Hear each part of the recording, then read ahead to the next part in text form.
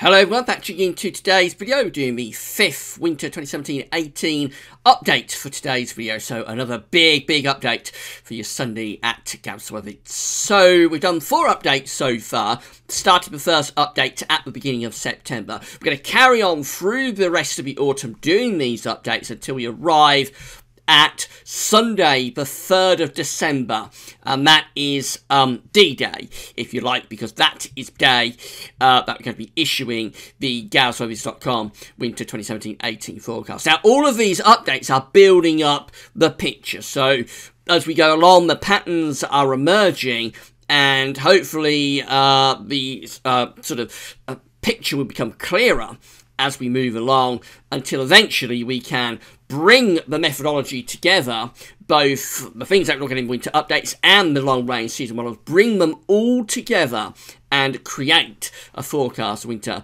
of 2017-18. So each one of these updates, they're interesting in their own terms, because they're all unique and individual, but they're also helping to build up a picture, if you like. So they're an individual colour on a canvas that is eventually going to produce the full picture that will be the Gamsworthy.com Winter 2017-18 forecast. So we've arrived at the 5th update, and I'm going to get on with that for you in a second. Before I get on with that, just to say that later on today, we're going to have the second written update for Christmas. The first written update was released last week. The second update for Christmas will be released today, this afternoon, around 2 o'clock. The first update seemed to go down really well. I'm sure that the second update will be quite popular as well. This, of course, is starting to set the scene for the video updates for Christmas that will be starting on the 1st of November. So very gradually, it's all beginning to crank up. It's all beginning to get going at Gamsworthy's again as we move into the final 2 or 3 months of the year. Just say, this is going to be quite a long video, so this 5th update, so if you can't watch it all in one go, don't worry, it will be placed on the winter updates and forecast page later on today. There'll be a full, extensive written report that goes with it as well. So you can't watch the video in one go, you can come back if you want and watch the video. Also, you'll be able to read that written post also. And I usually get that on the winter updates page sometime around 7 o'clock in the evening, usually a little bit late with that, but it will be up by the end of today. So, all that said, without further ado, let's get on with the 5th Winter 2017-18 update. We're going to begin looking at the oceans. So there's 3 areas specifically that we are interested in with the oceans. We're interested in the ENSO region, which is from Peru over to Indonesia. We're interested in the northern Pacific Ocean, and then we're interested in what's happening in the Atlantic Ocean. I want to deal with ENSO first of all, because there have been some quite dramatic developments over the past week. So this is how things were looking when we did the 4th winter update last Sunday. This is the chart from NOAA for the 28th of September. You see we have quite deep blue colours here in the equatorial Pacific Ocean, particularly in this eastern part of the equatorial Pacific Ocean. And definitely a signature of La Nina there last week, stretching along the equatorial Pacific. Let's have a look at the latest. So this is the latest chart from NOAA from the 5th of October. Now, something very interesting has happened over the past week, because let's go back, have a look again. Last week's chart, let's have a look at now. Can you see what's happened? It is quite clear, but I'll tell you anyway. We have seen quite a dramatic weakening of those cold sea surface temperature anomalies. So again, that was the situation last week, and we're particularly looking at this eastern part of the equatorial Pacific over here. That situation last week. This is the situation now, and quite clearly there has been really quite a dramatic weakening of those blue colours. So are we beginning now to step back from the brink of La Nina? That's the question we're going to have to answer over the coming few weeks. We got very, very close to a proper La Nina signal there, and we do still have a La Nina signature, really. It is quite cold along the equatorial Pacific, but that weakening that has occurred in the past week is quite pronounced. Still plenty of cold water here, off the coast of Peru, and stretching up towards the equatorial part of the Pacific Ocean. But I'm a little bit at a loss as to what's happened there in the past week, because quite clearly a fairly pronounced weakening of that La Nina signature has taken place over the past week in the equatorial Pacific. Now, last week's fourth winter update was focusing on La Nina, on ENSO neutral winters, I should say. What I said is that I thought the La Nina analogues were probably going to be the ones we have to focus on when we come to produce the winter forecast. But now I'm looking at that and starting to think that maybe it will be the ENSO neutral analogues that we are going to have to focus on when we come to do the winter forecast at the beginning of December. So I really am at quite a loss, actually, at the moment as what is happening in the equatorial Pacific. Of course, earlier in the year, it looked nailed on that we will go into an El Nino event, a warm event. That's off the table quite clearly. And as I say, over the past month particularly, it has looked like we were heading towards La Nina. But this back-off that has occurred, stepping back from the brink, if you like, that's happened in the past week. That is really quite pronounced. This is the Southern Oscillation Monthly Index from the Bureau of Meteorology in Australia. So what we're looking at here is every month's SOI, Southern Oscillation Index reading, going right way back to a very long way back with this, all the way back to the year of 1876, just there. Remember, when you have a positive SOI, the atmospheric setup in terms of the pressure distribution between Darwin and Tahiti is reflecting La Nina. When you have a negative SOI, tells you that the atmospheric setup between Darwin and Tahiti in the southern Pacific Ocean is reflecting El Nino. So, for example, when we have the Super Nino of 2015-2016, we have very strong negativity of the SOI. So, -20 there for October 2015, and then -19 again in January and February 2016, telling us that the atmosphere was very reflective in the winter of 2015-2016, very reflective of that El Nino that was taking place. So we have seen positivity of the SOI just recently. June went down to -10, June 2017, and that was the point where it looked odds on for a El Nino to take us through into the winter of 2017-2018. But that flipped in July, and we went positive with the SOI to +8.1. So negative in June, reflective of El Nino, positive in July, reflective of La Nina. August comes out at +3.3, so still positive, but less so than July. And then September comes out at 6.9, again positive, less so than July, but more positive than August. Quite clearly, we put the mockers on any chance of going into an El Nino, such as we was looking at in June. But we haven't seen strong positivity of the SOI, so I suppose that is one point to keep in mind. Whilst we have been seeing a gradual, or actually fairly rapid, switch towards the La Nina signature over the past couple of months, we haven't yet seen very strong positivity of the Southern Oscillation Index. These are the preliminary daily SOI returns from the Bureau of Meteorology. So maybe this can explain what's been going on. Back to the 16th of September, just here, we came out at -4.22. And then on the 17th, came out at -3. 18th came out at -1. 19th at -6. 20th at -7.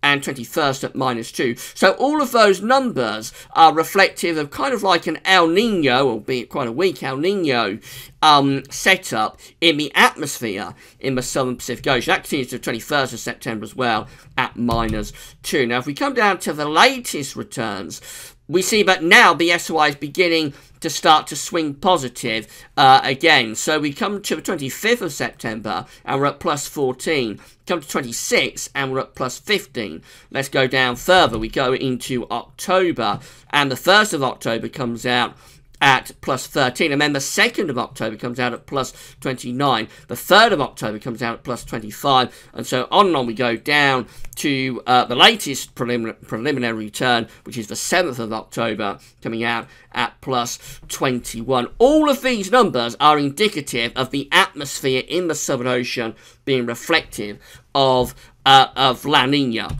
So I wonder if what's happened over the past week with those sea surface temperature anomalies backing off the La Nina signature, I wonder if that is down to what happened here. From the 16th through to the 21st of September, we had a burst of atmospheric activity that was reflective of El Nino. There may be a little bit of a lag between what the SOI is doing, what the atmosphere is doing. Essentially, the SOI isn't doing anything, it's just reflecting what the atmosphere is doing. So let's say there may be a little bit of a lag between what the atmosphere is doing. Back in September, for a while, the atmosphere was reflective of El Nino, and what the oceans do. So I have seen a strong burst of positivity, quite clearly, of a La Nina type setup in the atmosphere in the southern Pacific Ocean over the past few days. That may start to push us back towards La Nina again. Might see a fresh burst of cold water appearing in the extra-Pacific in the next week or two. Would be very interested to see if we do. CFS-V2 is still forecasting a La Nina for this winter, so these are the temperature anomalies on the side, dates are on the bottom. We can see that the black dash line here is the trend of the model. That's going down to -1.5, this sort of area just here. Although on these charts, I can tell you that the red lines here, they are individual ensemble members within the CFS model.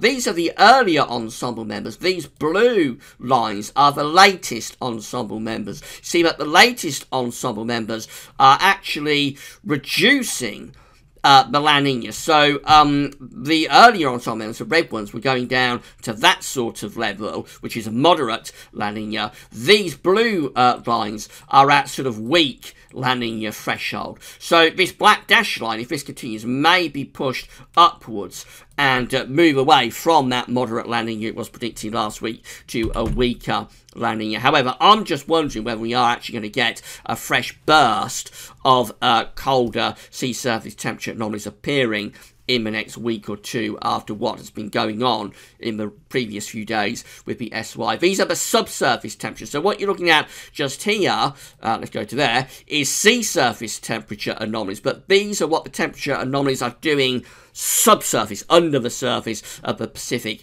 Ocean. And we can go to quite a depth here. These are the depths that we go down to just there. And you can see that the latest, that we have got a big body, a big expanse of colder than average subsurface temperature anomalies under the surface of the Pacific Ocean. And the question will be whether we can raise this to the surface. You can see we have got it at the surface, just here, to some degree.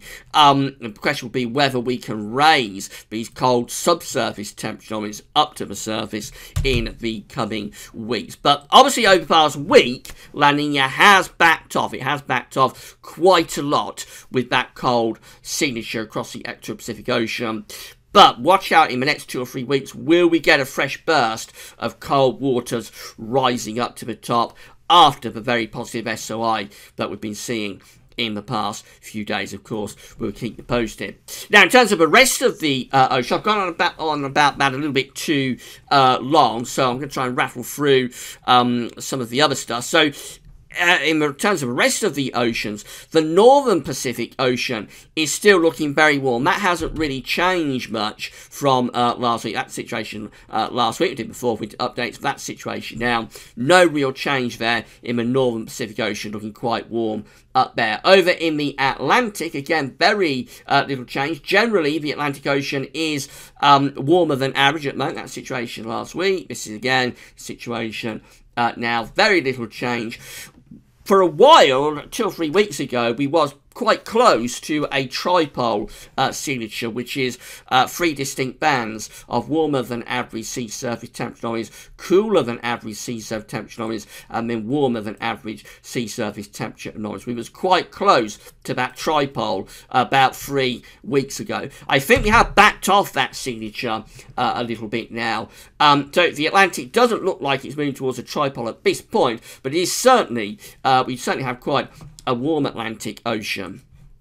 And it's very warm up here, quite unusually so for this time of year, particularly to the north of the UK, between Iceland just there and Norway over here. We have got some very warm sea surface temperature anomalies up there. I'm not sure what's caused that, because we haven't really had all that much blocking. You can get warm sea surface temperature anomalies up there. Either A, if you have a lot of blocking, high pressure, or B, if you have a hot summer. If we have a hot European summer, then the heat can be distributed up there between Iceland and Scandinavia. Haven't really had either of those to a huge degree, so I'm a little bit of a loss as to what's happened there, why that is looking so warm. And I've got to do more research to see what the impacts of that would be. I'll try and have a little bit look back through the NOAA archive for next week's 6th update and see if I can come up with any years that did have such a warm sea surface temperature anomaly profile to the north of the UK, between Iceland and Scandinavia as well.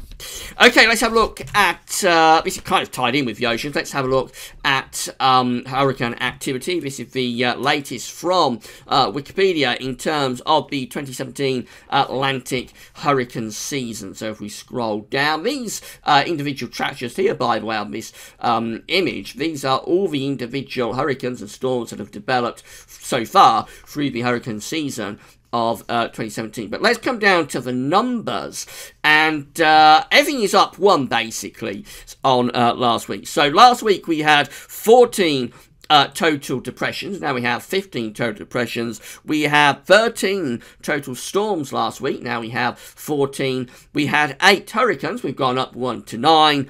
And we have 5 major Category 3 or above hurricanes, and that is still at 5. So there hasn't been much development over the past week since we did the 4th update. But generally, for storms, depressions and hurricanes, we've gone up 1. For major hurricanes, we are at no change. And what we can say of this is that it is quite a big hurricane season we've had so far. We've still got a way to run. We've got the rest of October to get through, and potentially into November as well.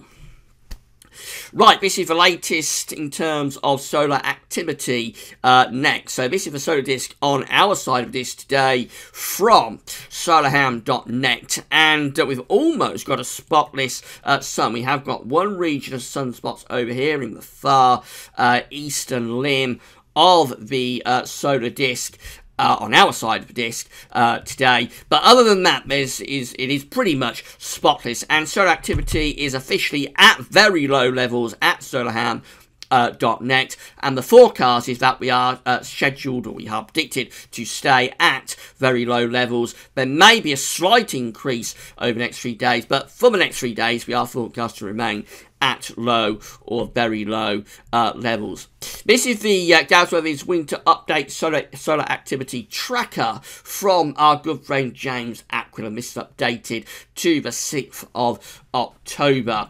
So the story so far with these winter updates is that at the beginning of the updates back in September, we had a very large spike, and usually so, in activity, in solar activity sunspot numbers at the beginning of September. September. Then we had a crash down because we are heading into solar minimum very rapidly. We'll be at solar minimum in around 18 months' time. So we can't sustain that level of solar activity very long. So a bit of a crash down occurred through the middle part of September. Last week we ticked things up a little bit again. But the latest is that we are moving downwards once more. And so the upshot of this is that the trend lines, which are the thick red and thick green lines, they are now trending down again. Remember last week when we did the fourth update, the trend lines were kind of flatlining, we said, but now we are definitively seeing the trends going downwards, and I suspect the trend line should very quickly, quite rapidly, go down to this sort of level. Certainly by the time we get through to the 7th or 8th update, I reckon we'll be back into that sort of level, which is a minimum level of solar activity. Still not at true solar minimum, where we'll get several weeks, if not months, of spotless condition on the sun. But certainly the trend lines are heading downwards quite quickly now. Big thanks to James, as always, for sending through the Gaz Weathervid's winter season solar activity tracker. We'll be tracking it again next week. Right, Siberian snow cover next, and this is the latest in terms of Siberian snow cover up to the 6th of October. And look at this, we've got a very large expanse of snow cover now appearing across eastern and central parts of Siberia. So a very dramatic cover has taken place there over the past week since we did last week's update. Let's have a look through the archive and have a look at the 6th of October going back to 1998 to compare Siberian snow cover today with those past years. So this is how things were looking across Russia and Siberia on the 6th of October 1998. And I think basically we are very close, on a par perhaps, with the snow cover that we had across Siberia on the 6th of October 1998. What do you think? I think that is very close. Let's move through to 1999. Quite clearly we have more snow cover on the 6th of October this year compared to what we have in 1999. Way more snow cover this year compared to this point in the year 2000, and also compared to 2001 as well. This is 2002, and we are behind the snow cover that we had at this point in 2002. That was a dramatic year, what happened in October 2002, where we pushed that snow line across Russia very, very quickly in October 2002. We are behind 2002 in 2017. However, we're ahead of 2003, we're easily ahead of 2004 and 2005 and 2006 as well. So all of those years we have more snow cover now than we did at this point in those years. We're ahead of 2007, ahead of 2008, very, very substantially. So look at that, look at the difference between this year and 2008, and also 2009 and 2010 as well, very substantially and significantly ahead of 2010. So all of those colder winters at the end of last decade, 08, 09, 09, 10, and 10, 11, we are ahead of all of those winters in terms of snow cover now, which tells you that this isn't by any means definitive. Because you get an early build-up of snow cover across Russia and Siberia, it's not definitive that you're going to have a cold winter, quite obviously. And I'll explain again, I talked about this last week, but I will explain again in a moment the reasons why it's not definitive. We're ahead this year at this point of 2011. Ahead of 2012 as well. This is 2013. Let's have a look, see what we think. So we're probably very, very close to 2013, maybe a little bit more at this point than in 2013. We're ahead of 2014. There's 2015. So again, probably very close, but I think this year is actually a little bit ahead of 2015. And that's 2016 last year, and we're ahead of 2016 as well. So it's only really 2002 and possibly 2013 that, back to 1998, that have done better at this point in terms of Siberian/Russian snow cover than we're doing in 2017. So we are off to a flying start for the snow cover season in terms of Russia and Siberia at the moment. Probably on a par with 1998, but it's just 2002, maybe 2013 that are ahead of us. All other years, we are ahead of those years. Now, I'll just explain again why this isn't definitive for a cold winter. So we're looking to see how quickly we spread the snow line into Russia and then into Scandinavia. Actually, I suspect Scandinavia, how quickly we build up snow cover over Scandinavia, is probably a little bit more important than how quickly we do it across Russia for us in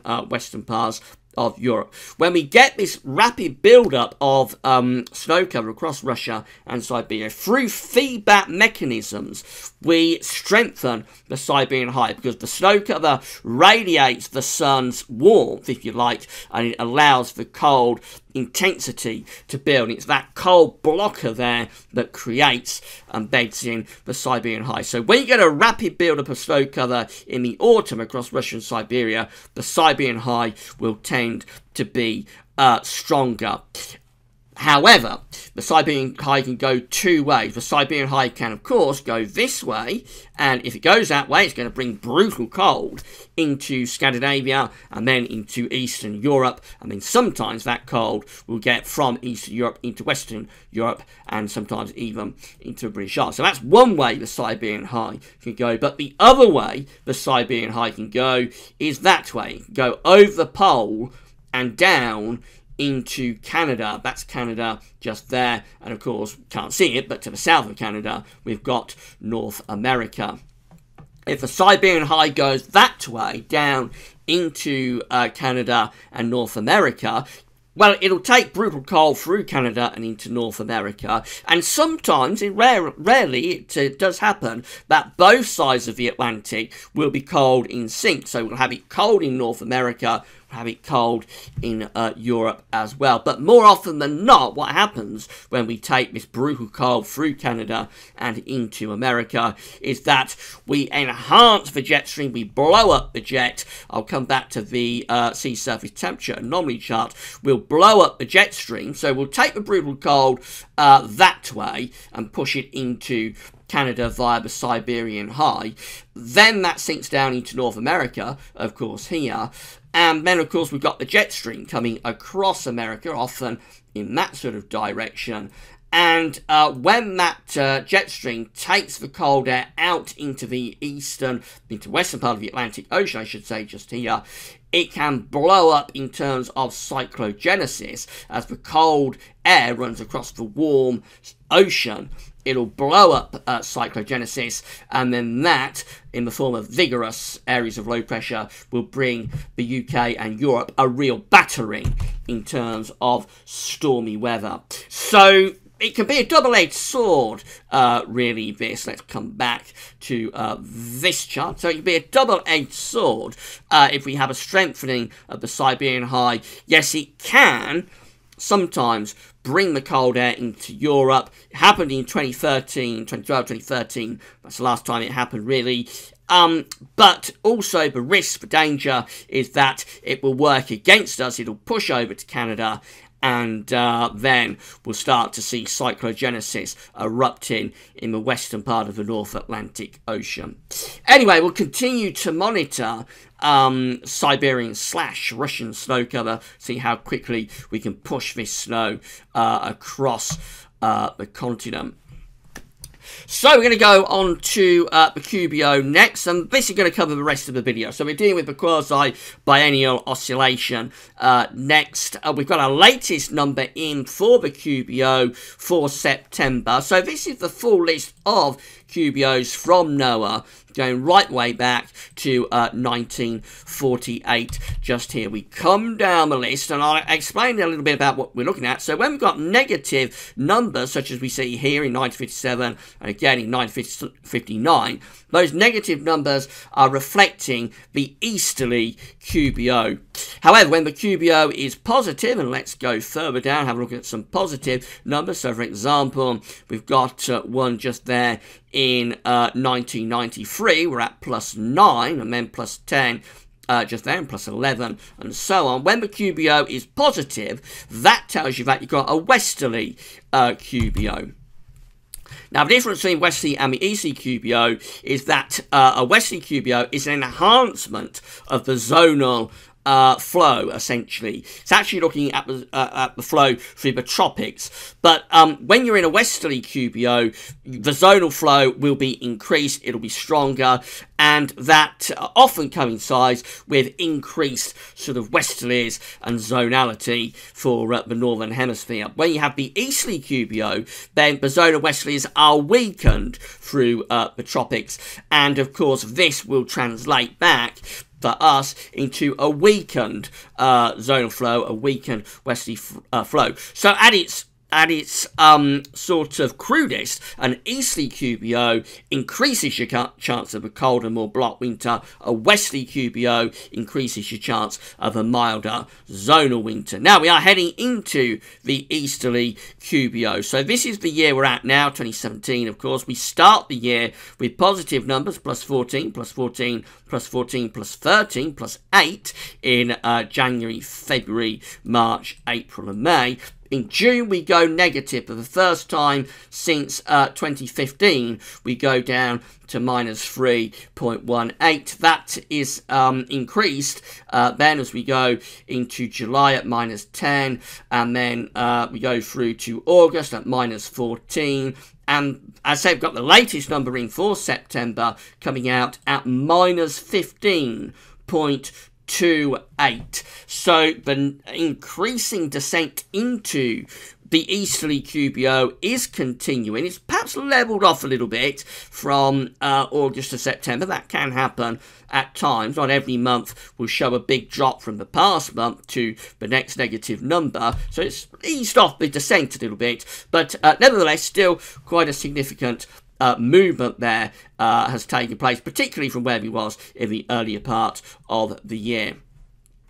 This chart is showing all the westerly and easterly QBOs going back to 1953. So we go back to winter 253 here, which was I think just about a westerly QBO. And then we carry on, so the grey areas just here, they're the westerly QBOs, the white areas, and that's the areas we're interested in specifically for this winter 2017-18, the white areas are our easterly QBO. So, for example, 6061 is an easterly QBO. We scroll down all the way through the years and we come to the year that we are at right now, of course, 2017, and you can see the descent into the easterly QBO indicated by this white area just here. What we're going to do with this chart is that we'll do something a bit like that, and so this area just here is going to be our easterly QBO, and then we'll probably have a westerly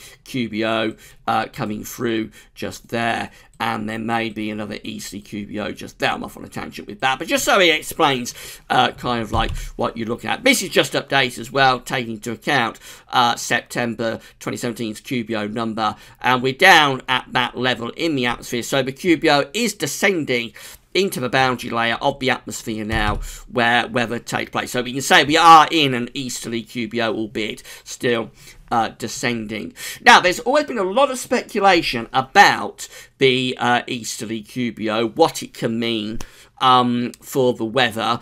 And I'm going to attempt through reanalysis now to show you how all of those winters going back to the early 1950s, how all of those winters that were easterly QBO winters, what they look like in terms of the reanalysis. James Ackroyd, our good friend James, has got all of the reanalysis charts together, the analogues together, and we're going to go through them one by one in about 2 seconds time. Just going to pause the video though so that I can have a little drink of water, go and moisten my throat. Why don't you go and get yourself a cup of tea and a few biscuits. We'll meet back in around 2 seconds and we'll run through all of James's analogues. So I'll see you back in around 2 seconds time from now. Okay, and we're back. I hope that we're all suitably refreshed and raring to go for the analogues. So just to explain again, we have been talking about the QBO before we have this little break. We are descending very quickly and rapidly into the easterly QBO, which is a weakening of the zonal winds essentially around the northern hemisphere. When you're in an ECQBO, the zonal flow is weakened. There's always been a lot of speculation about the QBO, what the implications are, both the EC and the Westerly QBO are. Of course, we won't be thinking about Westerly QBO for this year's update because it's not relevant. Probably will be more relevant next year when we'll perhaps be going into an increasing westerly QBO. But for this winter, for 2017-18, it's not relevant. It's going to be an easterly QBO winter. So our good friend James Ackwood has been looking back through reanalysis to past ECQBO winters. And of course, on this chart, we can go back and show you what the first ECQBO winter was back into the early 50s. It's 53, 54, just there. So that's the one we're going to be starting with. This is how the winter of 1953, 1954, the ECQBO winter 1953, 1954 looks from a reanalysis point of view. And it is quite clearly a cold, blocked winter, because let's change the colour. We've got an blocking area of high pressure up over Scandinavia. It also extends to a ridge in the Atlantic. And then underneath it, we've got this deep trough through much of Europe. And what that's doing, it's forcing the winds to come in from the east. So our first ECQBO winter, the winter of 53, 54, is a cold winter. It did have quite a mild start, but it became much colder, especially February 1954.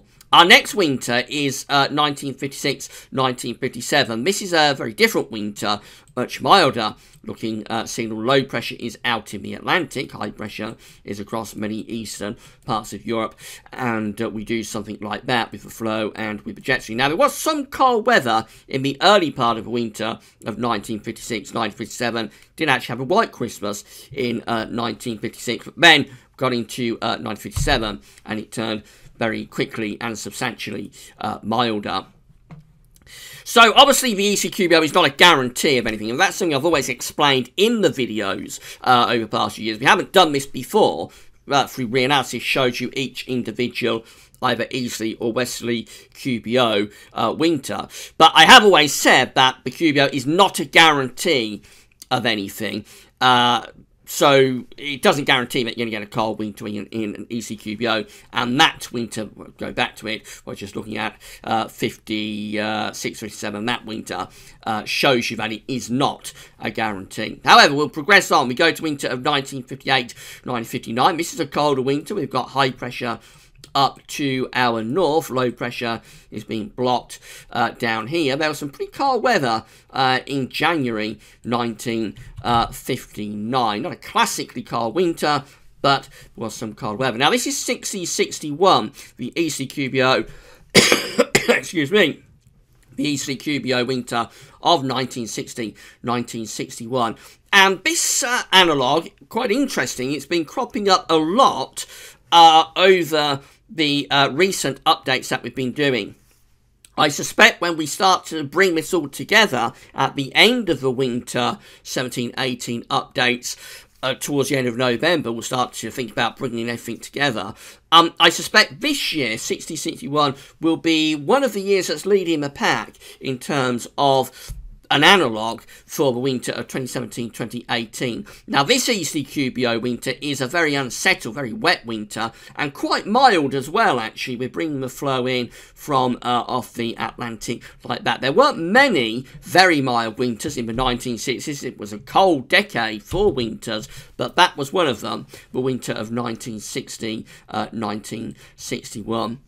Now, we've got a big one appearing. We've got the ECQBO winter of 1962 1963. I don't need to talk about this too much, I don't think, because you all know about winter 63, but it's very cold winter, coldest winter since 1740. It has loads of blocking to the north of Scotland, low pressure down there, and of course the air force down over a very sustained basis. It started around Christmas and it was still going on in March. Air being forced down from the north and the northeast. That's the severe winter of 62-63 appearing in our easterly QBO analogues. Another cold winter is 65-66. This was rather front-loaded. December and early January 1965 to 66 was quite cold, and then I think it got a little bit milder later on, although March it came back big time. But what we see with this one is that it looks a very wet winter, very unsettled winter. We have got a blocking signal up here. So the winter of 65-66 was quite a cold winter, especially early on, and then it got a bit milder later on. Got another cold winter appearing. It's winter of 68-69. So a lot of the ECQBO winters through the 1960s. This one has loads of blocking up to the north with low pressure going down to the south. This was a late one. It was really February 1969 that was particularly cold, although it's a little bit on and off through December. There was some colder weather in December 1968, but the main event was February 1969, which was a very cold and snowy month. So quite clearly we are seeing here that whilst it's not a guarantee, I think we're already building the picture. The pattern is emerging that there are several cold winters that we have seen with easterly QBOs. Winter of 1970-1971 is our next. This one has high pressure centred over the UK and to the north, low pressure down to the south. So it looks a cold block signal. What happened with this one is that it was a front-loaded winter. So December 1970 was quite cold, and especially around Christmas. There was a white Christmas 1917, and then it got milder later on. Quite a dry winter as well, winter of 1970-1971. Now, this is a milder winter. This is 72-73. So we've got below average pressure up to the north, above average pressure over Europe, doing something a bit like that with the flow and with the jet stream. There's lots of mild winters in the early and middle 1970s. That's one of them, the ECQBO winter of 72-73. And we have another one for 74-75. This is a very dry winter. Between the two hot summers, or starting, I should say, the run of the hot summers of 1975 and 1976. But this is the winter of 74-75, kind of kicking it all off. Very dry winter, and it has high pressure to the south, low pressure to the north, and bringing up a very mild southwesterly flow. So again, keep in mind, this is an easterly QBO winter. It tells us, it warns us that an easterly QBO is not a guarantee for a cold winter. We've got winter of 76-77 coming along next, and this one is a very unsettled winter, wet winter, low pressure up to the north, low pressure over to the south of the UK, I should say, high pressure to our north. This one is front-loaded, so December 1976 is cold and quite wintry at times. That does extend into January of 1977, but by the time you get through to February 1977, it turns mild and it's an early type spring. 79-80 comes along next. I don't know all that much about this winter, but it looks like it should be quite a coldish winter, really. There's a lot of above average heights, anyway, to the north. Plenty of blocking up there. But we have got low pressure running through the Atlantic. And we've got this area, high pressure around Iberia, which is a bit of a complicating factor. So I assume there would have been cold snaps through the winter of 79-80, but it isn't remembered as a particularly cold winter. However, this is 81-82. So this one, when we know a lot about 81-82, it has below average heights to our south, above average heights to the north, and of course bringing in those cold east winds. This is pretty front-loaded, this one. Maybe there's a little bit of an idea with these ECQBO winters that they are a bit front-loaded. I'll perhaps go as far saying that. So this one, all the cold is in December, and to the middle part of January, severe cold comes back in January 1982. Then the second part of winter, particularly February 1982, turns a lot milder. 83-84 is our next EC-QBO winter. This is quite an interesting one because it is an Atlantic-dominated winter, very unsettled, quite stormy, but it's also pretty cold, with the wind coming kind of like from Greenland and Canada, a bit like that. We had a very cold Atlantic Ocean as well in 83-84, in the depths of the cold AMO. So that one had a lot of cold zonality, quite interestingly and unusually. 86-87 is appearing as our next analogue. This one, well, we know about 86-87 as well, of course, has high pressure up there, low pressure is down here. And we, in January 87 anyway, bring in a very severely cold easterly flow. So that one did contain some severely cold weather indeed. 89-90 takes us back down to Earth with a bump. This one very mild. Low pressure is in the Atlantic, high pressure across Europe. And we bring the wind in from the southwest like that. 91-92, our next winter. This one, EC-QBO winter, is very high pressure dominated, really dry and quiet, and we do something a bit like that with the jet stream and with the flow. Looks like it's a very cold winter for much of Eastern Europe, but for the UK, it was one of the most boring winters of my lifetime. Actually, very little happening from start to finish in 91-92.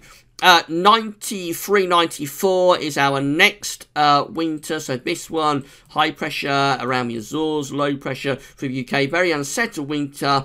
In 93-94, there were some cold snaps, especially focused on late December of 1993, and then again through February 1994. But overall, it was a reasonably mild winter. Our next proper cold winter is 95-96. This is another EC-QBO winter. Notice above average heights to the north, below average heights to the south.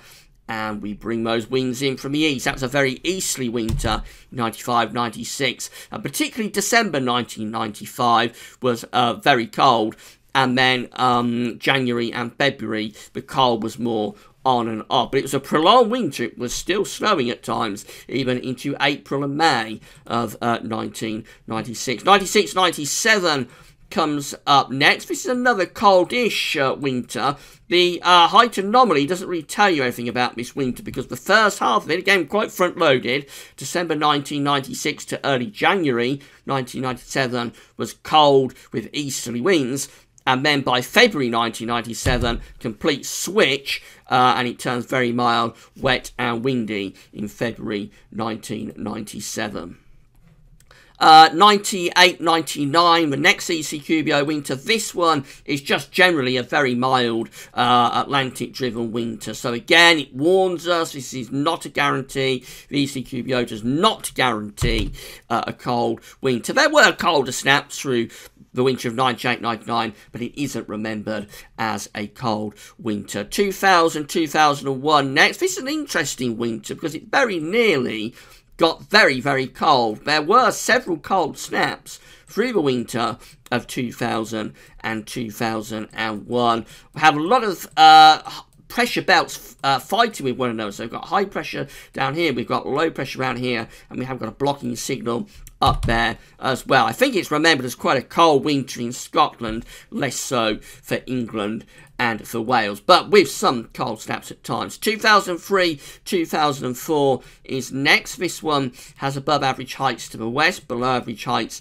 to the east, and again we do something like that with the flow, particularly as we got through to late, the latter part of the winter in 2004. There were colder snaps coming through, but again, not really remembered as a cold winter. 2005-2006 looks like it should be a proper cold winter because we do have a really decent blocking signal up there to the north and the northeast with below average heights to the south, and looks like we should be bringing in lots of easy winds. It was a winter that never really got going, 2005-2006.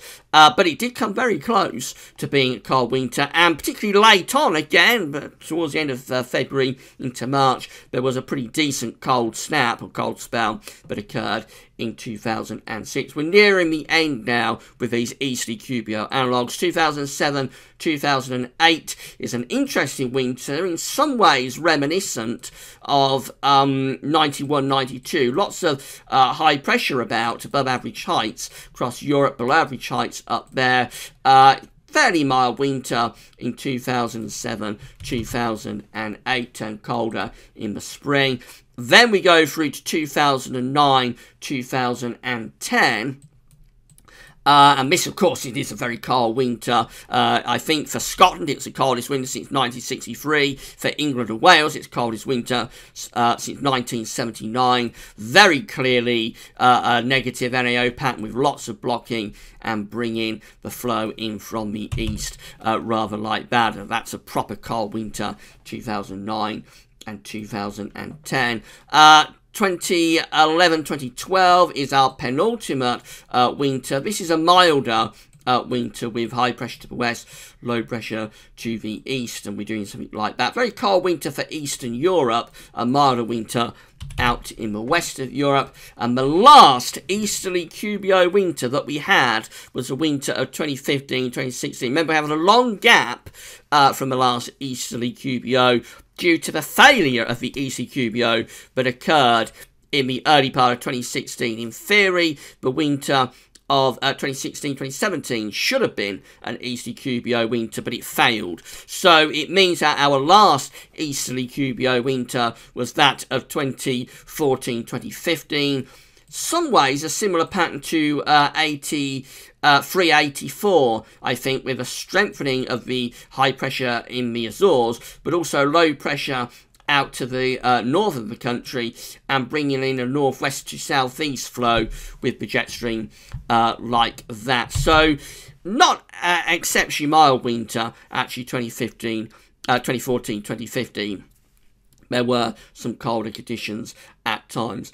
So we can see from this that an ECQBO by no means guarantees a cold winter. It's not a guarantee. That is quite obvious. But what we can see is that there are several cold winters in there, and there are a few that are really very, very cold indeed. We've got 1963 showing up, 81, 82 showing up, 2009, 2010 is showing up as well. Now, one final thing to show you is that James did look at the strongest easterly QBOs, because, of course, like anything, the QBO strength waxes and wanes from one event to another. So not all ECQBOs are very strong. Some are weaker, some are stronger. These are the strongest recorded QBOs, ECQBOs I should say, from 1957 up there, going down to 2015 down here. And if you put all of those strong ECQBO winters together, if you combine them into a chart, this is what you finish up with, and it is a clear signal for blocking. So you finish up with above average heights as the analogue to the north, and below average heights as the analogue to the south, and the wind in from an easterly direction like that. So an ECQBO definitely helps to load the dice. I think we have established that an ECQBO helps to load the dice in favour of blocking and a colder outcome.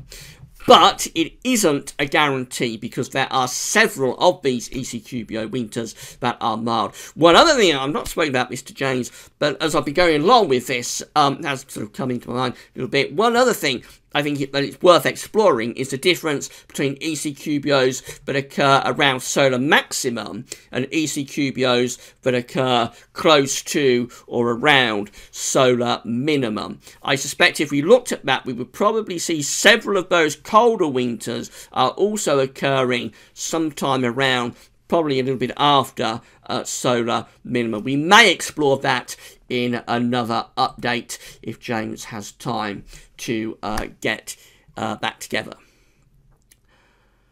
Right, so we've reached 53 minutes nearly. This is the longest winter update that we've done. I'm going to try and get next week's update a little bit shorter because this has gone on a little bit too long. But I know a lot of you have been waiting to hear about the ECQBO, what the implications could be. So I did want to spend a little bit of extra time on this one, just going through all of these years. I knew it was going to be probably a very long video, but I wanted to spend just a little bit of extra time going through all of these individual ECQBO years, just to show you what we're talking about when we're in an easterly QBO. It is overall a signal for colder, more blocked conditions in the winter, not a guarantee.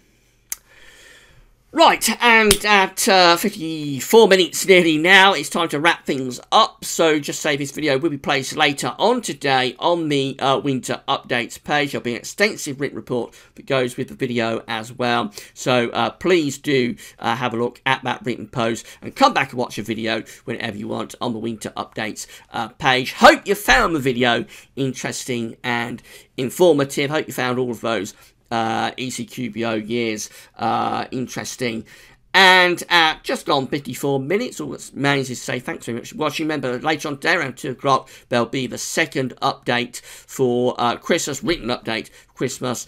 So that'll be around 2 o'clock this afternoon. This will be placed on winter updates around 7 o'clock this evening.